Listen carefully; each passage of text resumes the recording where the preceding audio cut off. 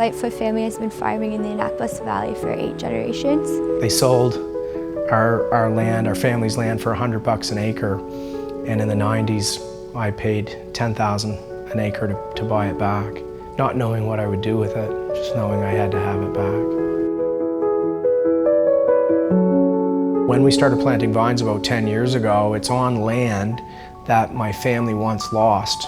They had to sell it to sustain the rest of the farm. The particular farmer who purchased it was a conventional farmer and used a lot of petrochemicals and used a lot of herbicide to try to grow his crops here. And we just started to see a lot of differences around with the trees and the biology that used to be really prevalent on the farm. There seemed to be this shame, or there seemed to be this cloud over our family for having to sell this land. Growing up, he learned from them how important it was to them, and as he matured, he realized how tragic that was. I grew up in the town of Wolfville, so I was a bit of a town kid, but my heart was out here in the country with my grandmother. She was a very fine lady who demanded a lot of attention and respect. My grandmother had a big market garden and an apple farm. The garden was all cultivated using compost and animal manures and no real synthetic fertilizers. It wasn't called biodynamics to her, it was just called farming. It was really through saving and sacrifice that we were able to acquire the land back. My grandmother was extremely proud and satisfied every time I was able to purchase a building lot, and it actually fueled me to keep going and to be more aggressive. When I started to think about grapevines and being able to commercialize a product on this piece of land, it really appealed to us.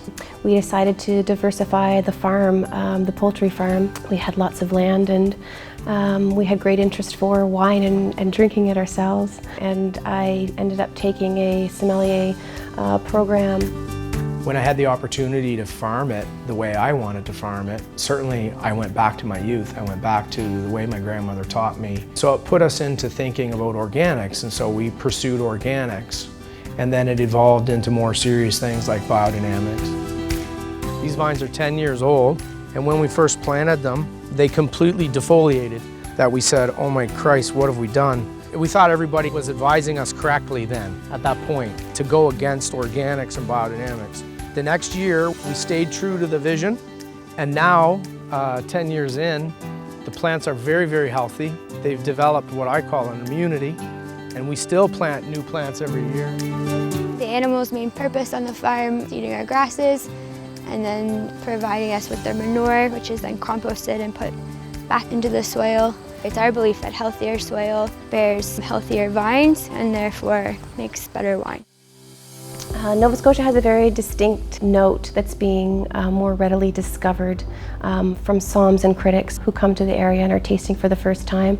Many of them reference a saline note, likely heavily influenced from the tides, the oceans, the salt water, the salt air. Around harvest, you start to make lists and you just start to get organized. The crew starts to arrive usually around 8, and then we pick, we'll take it to the crush pad, sort the fruit, start pressing right away. We just use hand harvesting here. We don't use mechanized harvesting. And this year we'll probably take in about 200 tons. At the time we had no intentions of taking it probably to the level that we are now, which is producing our own and packaging and labeling and putting our name on it. I'm incredibly proud to be part of that and to be able to be here and to be working with my family on a legacy project. We always said collectively in our family we wanted to leave the land better for the next generation. That was handed down from my grandmother to my father, and now from me to my daughters. Michael and I, from our heart, both feel very strong that it is all about the best life for your family, and farming is definitely where that's at. We're no longer nomads. We're farming in various different farms around the valley. We're here. This is our land, and this is our namesake, and this is our legacy.